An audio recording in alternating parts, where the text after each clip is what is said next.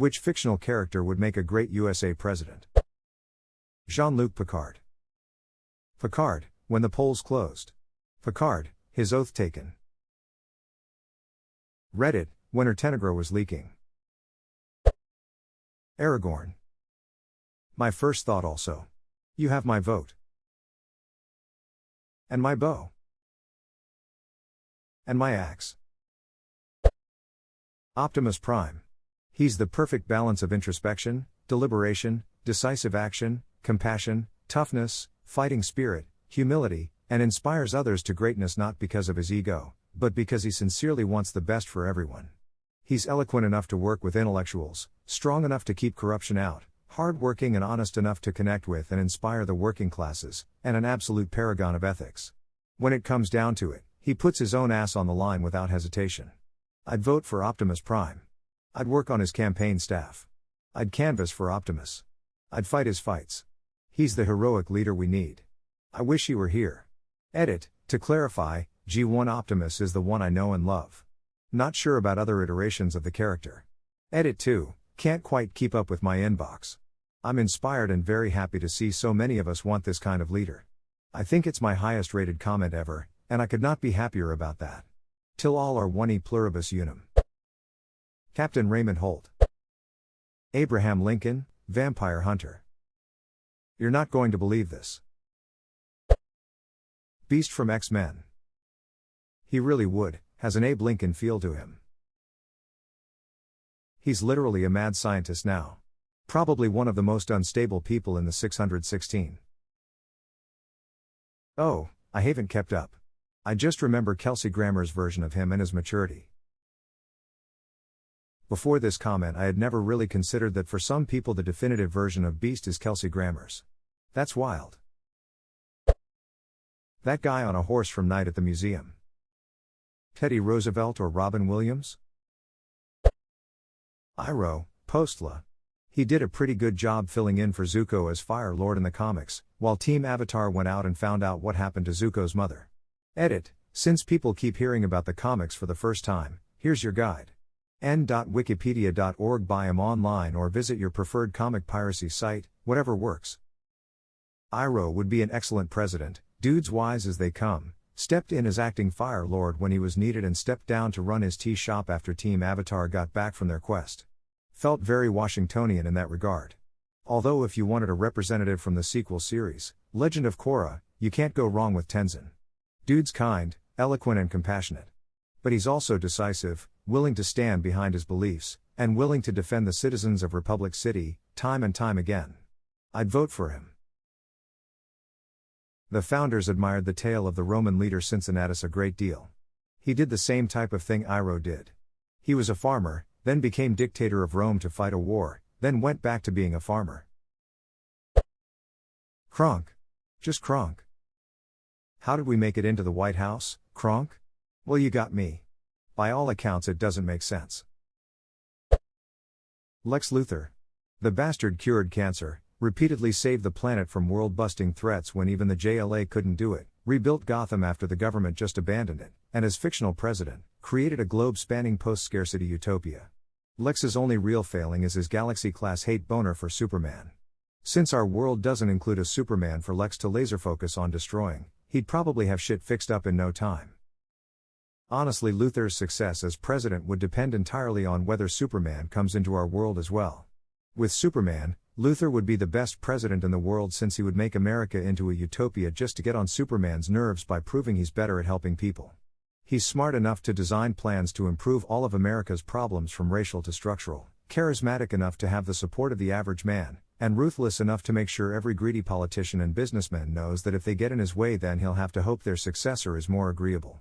Without Superman, Luthor would actually be one of the worst presidents in history since he'd use his position to get enough power to probably rule the entire world or at the least significantly raise his own personal wealth and power, and he's smart enough to keep it all under wraps.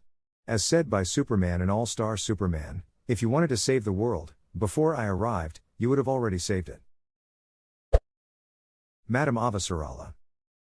Avasarala quotes for any occasion. This thing is ducked enough already, Holden. Don't go sticking your dick in it. Excuse me, madam, where exactly are you going with this? Wherever I goddamn like. Madam, by the time you see it on that display, it will be too late. I know how the ducking thing works. Dwayne Elizondo Mountain Dew Camacho edit. Dwayne Elizondo Mountain Dew Herbert Camacho. He actually listens to his advisors, haha. Right, despite he is a meme, he really represents what would be a good leader. Accepts criticism, appoints qualified people to solve problems, sets deadlines for when things need done, admittedly, maybe relax a bit on that, and plans to fire failure, again maybe a bit overboard, but presents a strong public image. He also was more than willing to admit when he was wrong. He also stepped down when he realized not sure was more qualified to run things.